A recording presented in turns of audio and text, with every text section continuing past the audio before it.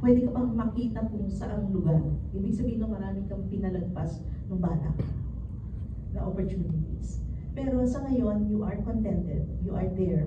Ay, dyan ka, you are there best kung saan ka dapat. Yun. Kaya lang, learn to say, speak up. Kapag meron talaga hindi tama, learn to speak up. Sa proper manner at sa tamang tao. There are things na hinuhuli mo rin eh. Okay. So, para maging maayos yung trabaho at maging maayos ka, kailangan magsabi ka sa right time, right person. Yun. Baka minsan kasi ibang tao na sasabihan mo, hindi nakakarating ang iyong hinahin. Yan. Okay. Kanina pa kita tinitingnan. Hindi, ikaw. Your aura is yellow. Okay? Aura reading is a gift. Okay? You train for it, but not many people can aura read.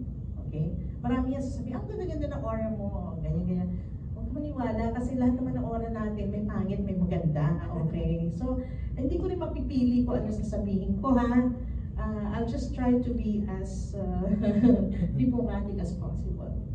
Okay? Meron kang may gusto ka, pero hindi mo siya ma-achieve. Oo. Siguro kailangan mo maging mas malapit pa sa tao mo. Okay? So, meron kang, dadating yan, makikita mo yung dilemma mo within the next 4 months to 5 months. There will be someone that you will be liking, or you're liking now, kaya lang, gagawa ka ng paraan dapat para ma-achieve mo yung gusto. Mahihain kayo, actually. You always have, kaya ko ba? Ganon. Pero kaya-kaya mo. Ngayon, ikaw yung naka-live green, mid-green. Ikaw naman. Nabubuli ka. Nabubuli ka. Oo. Mapagbigay ka kasi. Okay? Learn to assert. Kasi nakikita ko yung yellow and blue mo, parang napusyaw-pusyaw pagdating sa taas. Na mag-learn ka mag-assert na gusto mo para sa'yo, hindi para sa'yo, huwag mo daanin sa ibang tao. Yung para sa'yo, diretso mo sabihin niya. Pero nabubuli ka nga. Oo. Tama nga?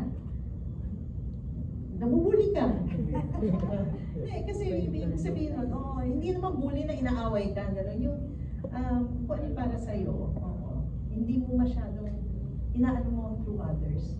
Yung sa'yo ang iyan mo, ipumunta mo. Yan. Okay, next mo. Gusto.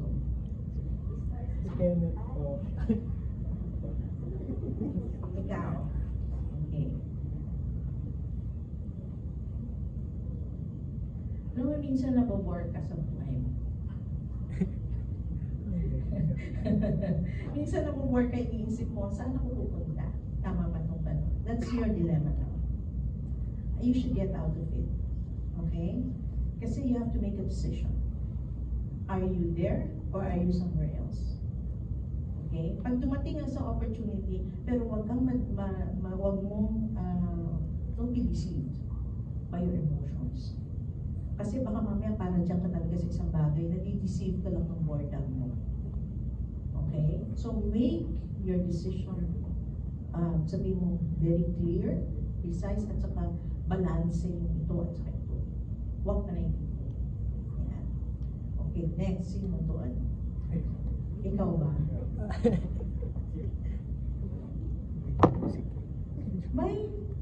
May nagkasamaan kayo ng loob lately. Meron ka. Very clear, no?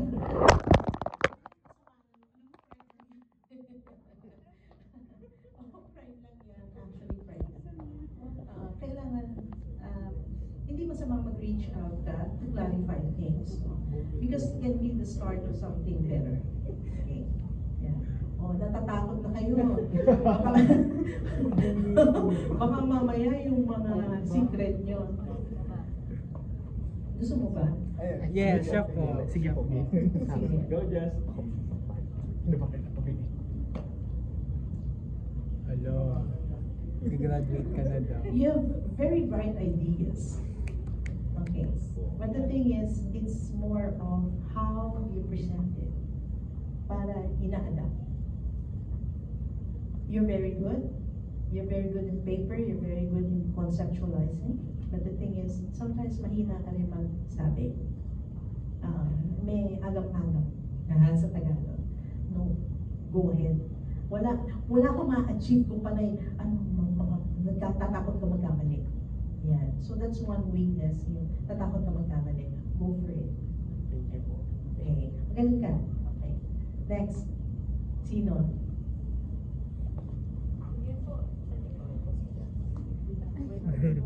Sino kumakaway? Lapit ka dito para makita ko yung aura. Malayo, hindi ko makita yung aura. Nakikita ko kung anong kulay. Pag once nakabukas siya, lapit na kayo niya kanan. Okay. Tayo ka konti. Tayo ka na. Para hindi ko nakikita yung aura niya. Nasasapawan.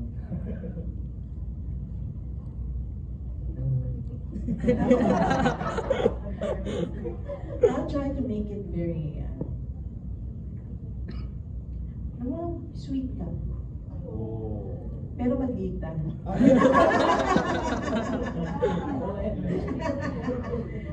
Meron siyang naughtiness na maganda.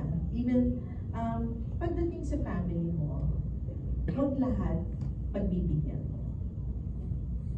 Okay? So, meron time na dapat ka para sa sarili mo at saka yung goals mo para sa sarili mo. Diba? Parang ano ito, Carlos Yulo ba?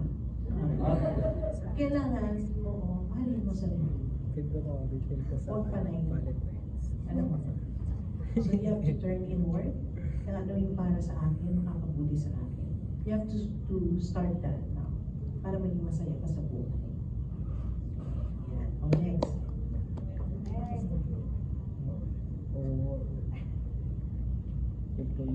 Hindi nga po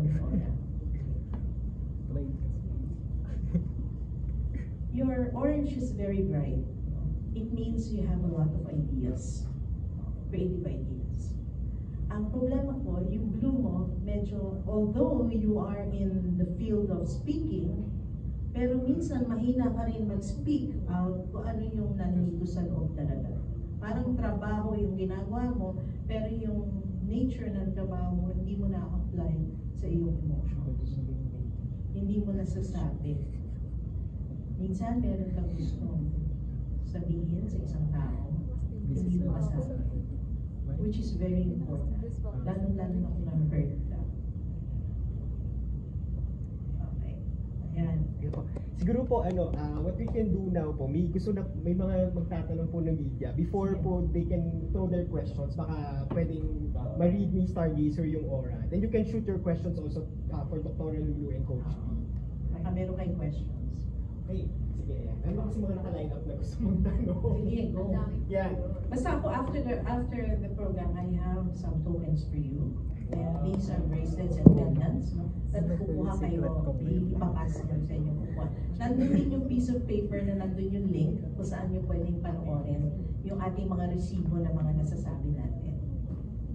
And thank you, Ivy. Thank you to our, grabe, sobrang engrossed tayo sa ating discussion. Very insightful and exciting, no? Ang gaganda ng mga expertise na na-offer ng ating tatlong panel this afternoon.